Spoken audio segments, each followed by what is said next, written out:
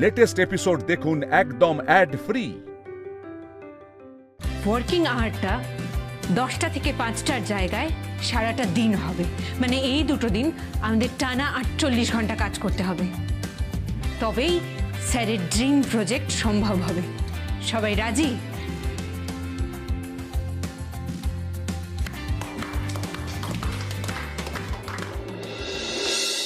Brilliant, just brilliant.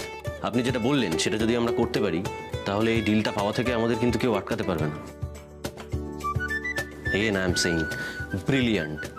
আমরা এখানে যারা আছি তারা প্রত্যেকেই কিছু না কিছু শেখা উচিত ওনার কাছ থেকে। আশা করি সেটা আমরা সবাই বুঝতে পেরেছি। তিমির বাবু, আই এম ভেরি সরি। আপনাকে আমার প্রথমেই বলতে দেওয়া উচিত ছিল।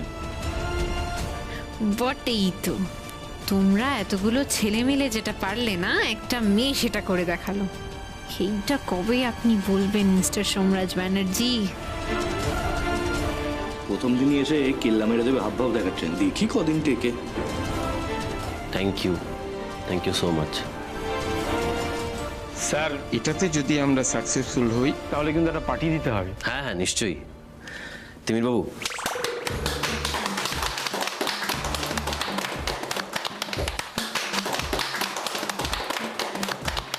আরে জয়, আয় আয় আয়। Thank you so much. ভালো ভালো। Joy, meet him. ইনি হচ্ছেন আমাদের অফিসের নতুন এমপ্লয়ি। ব্রিলিয়ান্ট, বুঝলি তো, মানে ব্রিলিয়ান্ট আইডিয়া দেয়। মানে তুই আসার আগে একটা বিজনেস আইডিয়া দিল, ভাবতে পারবি না। উনি আবার পুরো নামটা না বললে রেগে যান। ওনার নাম হচ্ছে তিমির বরণ Talapatra. Talapatra Talapatra. Oh, it's a pleasure meeting you, Mr. এই তিমির বরণ তলাপাত্র এইভাবে গোঁফ চাপছে কেন? নকল গোঁফ মনে হচ্ছে। মুখটাও খুব চেনা লাগছে। এই তিমিরের আড়ালে অন্য কেউ আছে নাকি জানতে হচ্ছে তো।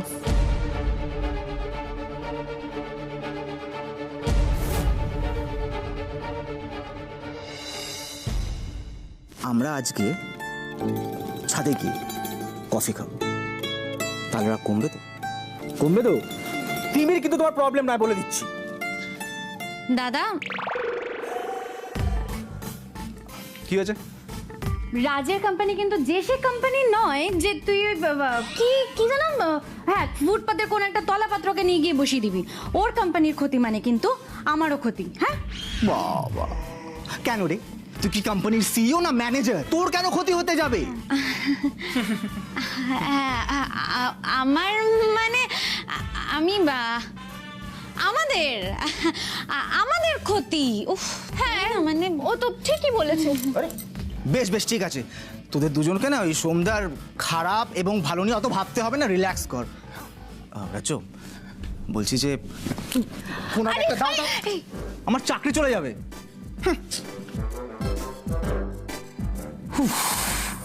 নেক্সট আর 5 দিনের মধ্যে তিথি শুধু একবার সোমদাকে পথে এনে দিক, তারপর হয়তো তার লাভ ক্ষতি বাবার দায়িত্ব সারা জীবনের মতো তিতিরের হাতে তুলে দেব। বাই। তলাপাত্র,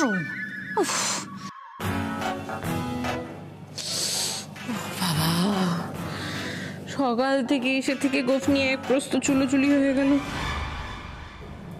গোফ নিয়ে চুলোচুলি হলে কি চুলোচুলি বলে না গোফু গুফি বলে? যাকে আমার কি, তারপর আবার মিটিং এত চাপ আমি নিতে পারছি না। এবার আমাকে একবার টয়লেটে যেতেই হবে।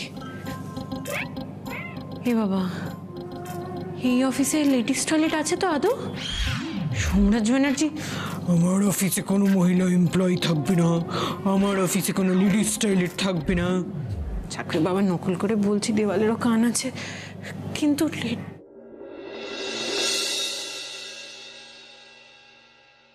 ওই তো লেডিস টয়লেট। এইটুকু বুদ্ধি মিস্টার ব্যানার্জির মাথায় আছে। এই কারণেই ভগবান 70 ভাগের 1 ভাগ অপরাধ ক্ষমা করে দেবে। ওসব বানিয়েছেও তো নিজের জন্যই। ওনার মা মাঝে মাঝে টিফিন বক্স নিয়ে চলে আসেন, টয়লেট না বানিয়ে যাবে কোথায়? তাই ভাবি এত বুদ্ধি। যাই হোক, আমি চুপিসারে টয়লেটটা চলে যাই। মা, তিমির, তুই এইদিকে কোথায় যাচ্ছ? জেন্টস টয়লেট তো এইদিকে। ধরা পড়তে পড়তে বেঁচে গেছি।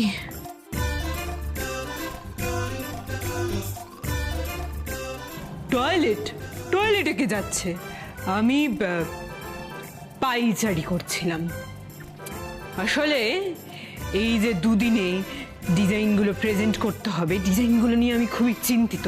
ভাবছিলাম কলার রাখবো না ম্যান্ডারিন কলার করে দেবো, নাকি কলার অফ করে দেবো। আরে তোমার যা ইচ্ছে তুমি তাই করো না। যা ইচ্ছে না? Thank you. এই শোনো না,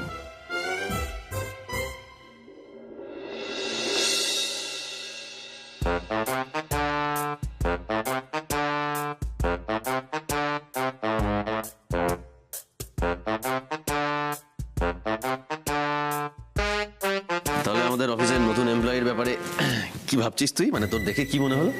দেখ, ছেলেটা কিন্তু ভালো, বুঝলি তো, প্রমিসিং ছেলে। ও আসাতে আমি একটু নিশ্চিন্তই হয়েছি। ভাগ্যিস ওই তিতির বোসকে আমাদের অফিসে রিক্রুট করিনি, তাহলে হয়তো এতদিনে ব্যানার্জি টেক্সটাইল লাটে উঠে যেত। না জয়, মানে তুই ভাবতে পারছিস, একটা ফ্যাশন ডিজাইনিং ট্যালেন্ট সার্চ প্রতিযোগিতাতে গেছে, সেখানে গিয়ে লোকে ট্রেন্ডিং ডিজাইন কপি করছে শুধুমাত্র বাহবা পাবে বলে। আচ্ছা তুমি শোনো না আমার কথা, তোমার ওই নতুন এমপ্লয়ি তিমির বড়ুয়া। কেমন জয়, তিমির বড়ুয়া নয়, তিমির বরণ তলাপাত্র। ওই হলো, ওকে কেমন একটা চেনা চেনা লাগছে না? মানে তুমি কারোর সঙ্গে মিল পাচ্ছ? হ্যাঁ, মিল তো পেয়েছি। I knew it. আমি জানতাম দাদা ভাইয়ের চোখে কি করে ধুলো দেবে। কার সঙ্গে মিলটা পাচ্ছি বলো তো? আমার নিজের সঙ্গে। জয়, তুই বুঝতে পারছিস না, মানে ও অফিসে ঢোকার পর থেকে না আর অন্য কোনো দিকে নজর দেয় না, নিজের কাজ নিয়ে ব্যস্ত থাকে। মানে ভাব, একদিন মাত্র জয়েন করেছে, ডেডিকেশনটা বুঝতে পারছিস? ও এখন থেকেই ভাবতে শুরু করে দিয়েছে যে ব্যানার্জি টেক্সটাইলকে কিভাবে আরো বড় বিজনেস দেওয়া যায়। Can you imagine? দাদাভাইকে দিয়ে হবে না। জয় শোন, জয় তুই শুনছিস আমার কথাটা? ও হ্যাঁ, সরি, বলো। সরি বলো মানে? মন কোথায় থাকে? জয়, আমি জানি তোর মাথায় কি চলছে। প্লিজ জয়, কাম অন, একটু কাজে মন দে। দেখ, তুই কিন্তু আমাকে বলেছিলিস যে দাদা ভাই আমি কাজ করতে চাই। হ্যাঁ, তাহলে জয়, ঘাটালে যেটা হয়েছে, যে ইনসিডেন্টটা ঘটেছে, সেটা আমি বলছি, তুই জাস্ট বলে যা। বাবা, দোয়েলকে ভুলে যা জয়। জীবনে যখনই একটা মেয়ে এসে উপস্থিত হবে না, কখনোই তুই সেভাবে সাকসেসফুল হতে পারবি না লাইফে। মনে রাখিস কথাটা।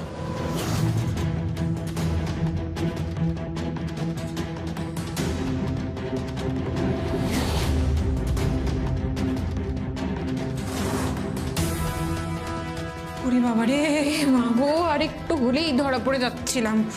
বলে না, যেখানে হাড়ি চাচার ভয় সেখানেই হাজির হয়।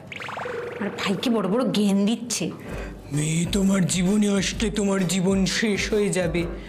শুধু বড় বড় কথা, কোনো বুদ্ধি নেই মাথায়, একদম বুদ্ধি নেই। এরকম বুদ্ধি ছাড়া মানুষ যে কি করে এত বড় কোম্পানি চালায় ভগবান জানে। যাকে আমার এসব দিয়ে কিছু হবে না, আমি তো আর 7 দিন। ভগবান দেখো, আমি 7টা দিন যেন থাকতে পারি, তার আগে যেন ধরা পড়ে না যাই। এক্ষুনি যা হচ্ছিল, লেডিস টয়লেট থেকে যদি বেরোতে দেখতো, আর রক্ষা ছিল না আমার গো। রক্ষা করো। দাদা ভাই, লেডিস টয়লেটের ওখানে কাউকে একটা দেখলাম মনে হলো।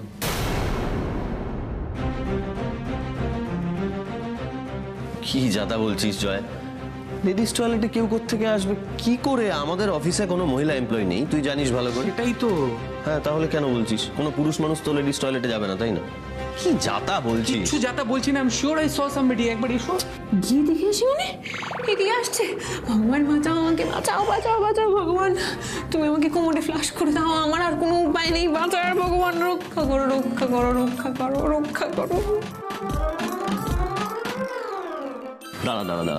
দাঁড়া। Grow up my brother, grow up.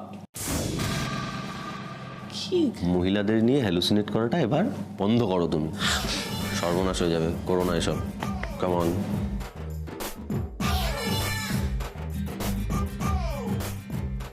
উফ বাবা, মহিলাদের ছাড়া এক পা চলে না, আবার বড় বড় কথা। নিজে মাথায় হাত দিয়ে বসেছিল, আমি আইডিয়াটা দিলাম বলে কাজ হচ্ছে। আমিও তো একটা মেয়ে নাকি, না খেয়ে চলে এসেছিল বাড়ি থেকে, মা খাবার নিয়ে এলো। মেয়েদের ছাড়া এক পা চলতে পারছে না, আর মহিলাদের নিয়ে বড় বড় কথা। মাঝে মাঝে ইচ্ছা হয় না মাথাটা ধরে ফাটিয়ে ভেতরে দেখি কি আছে। জয়, চল আমরা একটু ক্যাফেটেরিয়াতে গিয়ে বসি। হায়। হ্যাঁ চলো। না দাঁড়া, তিমির বাবুকে একটা ফোন করি। আসলে ছেলেটাকে আমার বেশ ভালো লেগেছে, বুঝলি? ট্যালেন্টেড ছেলে তো, এফিশিয়েন্ট।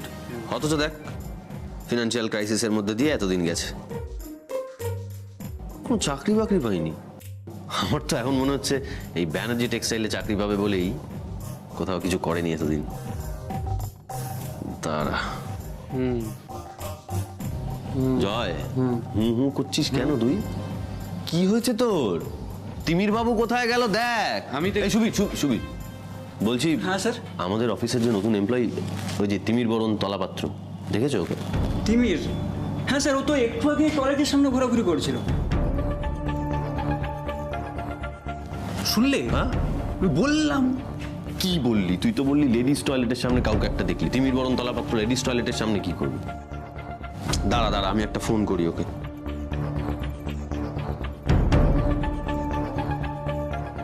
দাঁড়া, ফোনটা করে দেখি।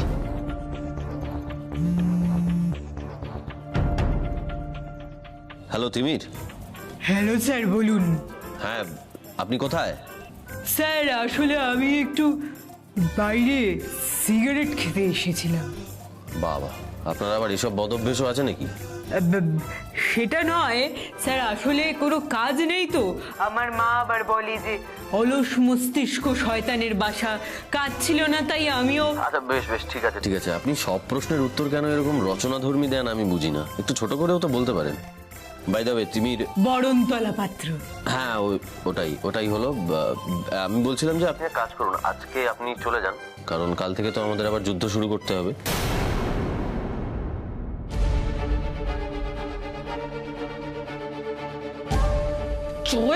জয় মানে? জয় তো আমার কি? জয় কোথায় গেল আবার?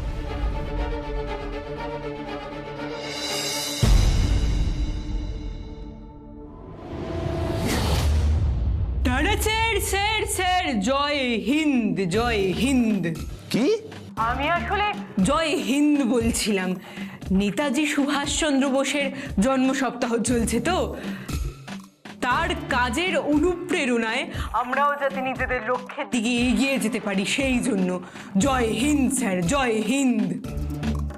আসলে দেখলেন তো স্যার, এই জন্যই আমি রচনাধর্মী উত্তর দিই। ছোট কথায় মানে এক কথায় বললে কেউ বুঝতে পারে না। জয় হিন্দ স্যার, জয় হিন্দ। জয় হিন্দ। জয় হিন্দ। যাক বাবা, কোনো ক্রমে ম্যানেজ দিলাম। দুমদম এরকম কথা বলতে থাকলে না তোমার আর 7 দিন থাকা হচ্ছে না। তিমির কি করে বেরোবো আমি এখন, কি করি? হঠাৎ জয় হিন্দ বলছো কেন? হ্যাঁ, ওই তিমির, বুঝলি তো, ছেলেটা খুব সহজে সবাইকে প্রভাবিত করতে পারে, বুঝলি? Very impressive boy and very suspicious also. আচ্ছা দাদা ভাই, বলছি আজকের মতো কোচিং ক্লাসটা শেষ করি। I have to go meet my friends actually. জয় জয় হিন্দ। জয় হিন্দ। জয় হিন্দ। জয় হিন্দ। জয় হিন্দ। জয় গেছে, জয় হিন্দ।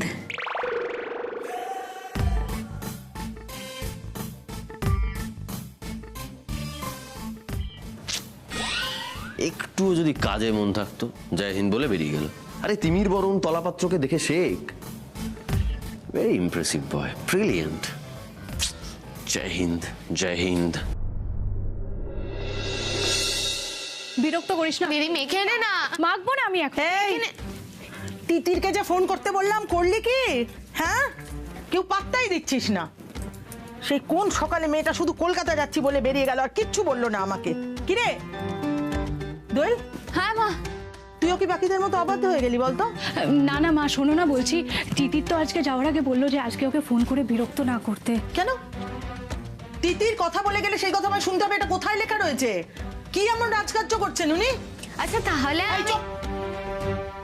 সারাক্ষণ চোখে মুখে কথা বলছে। যে কাজটা দিয়েছিলাম সেই কাজটা হয়েছে কি সেটা কর।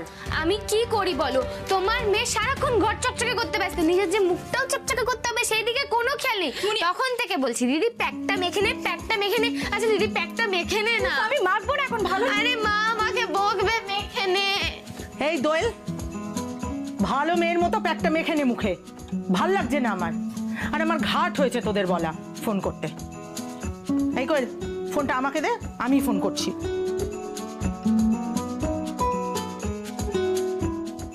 সুমিত্রা, এসে গেছি। বাবা দাও ব্যাগটা আমায় দাও। নে নে নে নে, একটু জল খাও তো মা। ও তিতির ফেরেনি, মা নিশ্চয়ই ভীষণ চিন্তায়। খবরটা মাকে দিতে হয়। আমার কি মনে হয় বলো তো সুমিত্রা, আমার মনে হয় তোমার মেয়ে কারো প্রেমে পড়েছে। তা নইলে দেখো, ও তোমাকে কিচ্ছু না জানিয়ে ঠিকুজি কুষ্টি না বলে বাড়ি থেকে বেরোনোর মেয়ে তো নয়। এই তোমার ইয়ার কি রাখবে তুমি? মেয়ে যদি প্রেম করতো তাও বুঝতাম, কিছু একটা তো করেছে। মেয়ে তো মরণ পান করেছে, প্রেম করবে না, বিয়ে করবে না, অদ্ভুত। আরে বাহ, বেগুন কাটছো তুমি? বেগুনি ভাজি? হ্যাঁ, ভাজো ভাজো ভাজো, বেগুনি ভাজো। আমাকে ভাজা ভাজা করে হয়নি? হ্যাঁ, বেগুনি ভাজার খিদে চলে গেল। ওই দেখো চলে গেল। মুমি এত তাড়াতাড়ি বাড়িতে? তোমার ডিউটি? আর বলো না, আমাদের মালিক সিদ্ধান্ত নিয়েছে যে সেকেন্ড হাফে বাস চালাবে না, আমার ছুটি। সে কি গো, তাহলে তো এবেলার পয়সাও দেবে না? হয়তো উনি যা বলবেন তাই তো হবে। কিন্তু শোনো, এই যে আমার 3 কন্যা রত্ন, তোমাদেরকে বলছি দয়া করে, বিশেষ করে তুমি তিতিরের কানে খবরটা তুলবে না, ঠিক আছে? তিতির যেন জানতে না পারে, তাহলে কিন্তু সর্বনাশ হয়ে যাবে। তিতির ছুটতে যাবে মালিকের কাছে, মালিককে গিয়ে বলবে কেন আপনি সেকেন্ড হাফে বাস চালাবেন না, বাসের চাকার সঙ্গে আমার বাবার জীবন যুক্ত আছে, ও নানান ব্যাপার। আর তা নইলে নিজেই নাওয়া খাওয়া সবকিছু ছেড়ে দিয়ে একেবারে বাড়তি রোজগারের আশায় বাড়ি থেকে বেরিয়ে পড়বে। সুতরাং নো চিন্তা বাবা, নো চিন্তা। আমাদের সবার মুখে কুলুপ তোমারও একদম তাই বাবা, আমরা কেউ কিচ্ছু বলবো না। তুমি রত্ন বলেছে না আমাদের, একদম চুপ থাকবো। রত্ন? একজন সুগার, একজন প্রেশার, একজন মাথা ব্যথা, আর একজন বুক ব্যথা। আমি নতুন রত্ন অপদার্থ, শুনেছ না? চত্ব সব। এই ফোন কর। ভালো সার্টিফিকেট পেয়েছি, বলেছে অপদার্থ, এর অর্থ বেগুনি হচ্ছে।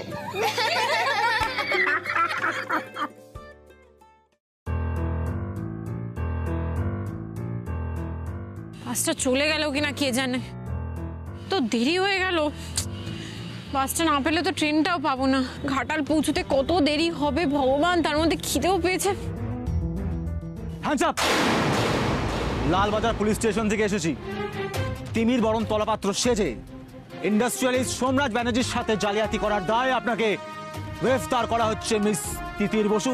স্যার আমার কথাটা আগে শুনুন, তারপর যা গ্রেফতার করার করবেন। আমি ওই দাম্ভিক লোকটাকে শিক্ষা দেওয়ার জন্য এই সাজটা সেজেছিলাম, আমার কোনো অসৎ উদ্দেশ্য ছিল না, বিশ্বাস করুন। বেশ, তাহলে রোল খান। রোল দাদা ভাই, আমার মাথাটা খারাপ হয়ে যাচ্ছে। তুই এই সবের মধ্যে আমার একে মাথা খারাপ হয়ে যাচ্ছে। কখন মনে হচ্ছে অফিসে ধরা পড়ে যাবো, এ আসছে, ও আসছে, সে আসছে, আর তার মধ্যে তুই এই রোল দিয়ে বন্দুক ঠেকিয়ে আমার গ্রেফতারি পরোয়ানা জারি করছিস। তুই আমার ভালো লাগে সব। আচ্ছা ঠিক আছে, শান্ত হ। এই নে তোর ফেভারিট এগ রোল। সকাল থেকে নিশ্চয়ই কিছু খাসনি, খা। না রে, কিচ্ছু খাইনি আমি, বিশ্বাস কর। সকাল থেকে ওই সোমরাজ ব্যানার্জির বকর আমি আর নিতে পারছি না, আমার পেটে ছুঁচোতে ডন দিচ্ছে, কিচ্ছু খাওয়া হয়নি আমার। তুই তার মধ্যে এগরোল নিয়ে এসেছিস, আমার ফেভারিট, কি মজা, থ্যাংক ইউ। কি হলো, খা। না রে, এটা থাক, বাড়িতে গিয়ে দিদি, কোয়েল, মুনিয়া, মা বাবা সবার সাথে ভাগ করে খাবো। পাগলি তো পাগলি থেকে গেলি সারা জীবন। তোর কি মনে হয় একটা রোল দিয়ে 4 জনের ভাগ হবে?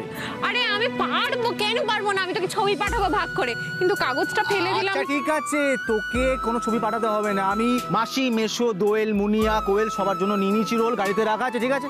তোর রোলটা তুই খা। তুই সত্যি সবার জন্য নিয়েছিস? আরে হ্যাঁ রে বাবা, খা। Thank you. আমার যে এগরোল খেতে কি ভালো লাগে।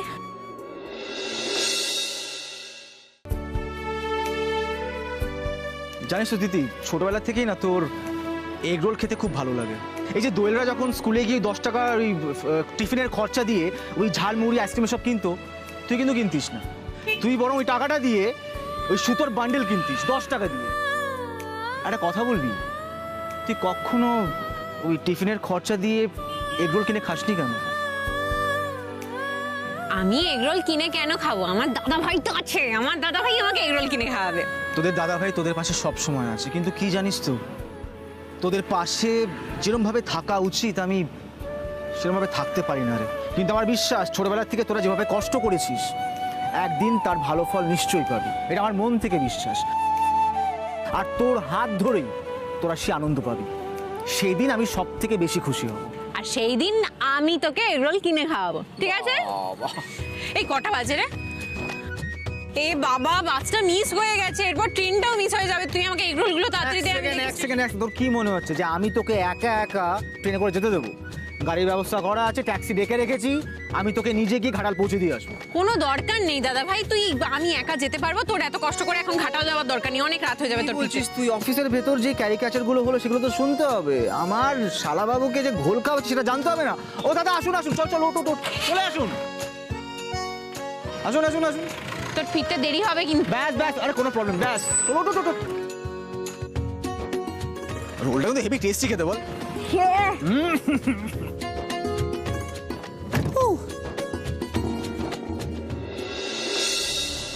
তিমির ট্যাক্সি করে যাচ্ছেই বা কোথায়? বাড়ি? এদেরকে ফলো করা ছাড়া আর কোনো উপায় নেই, দাদাভাইকে বাঁচাতেই হবে।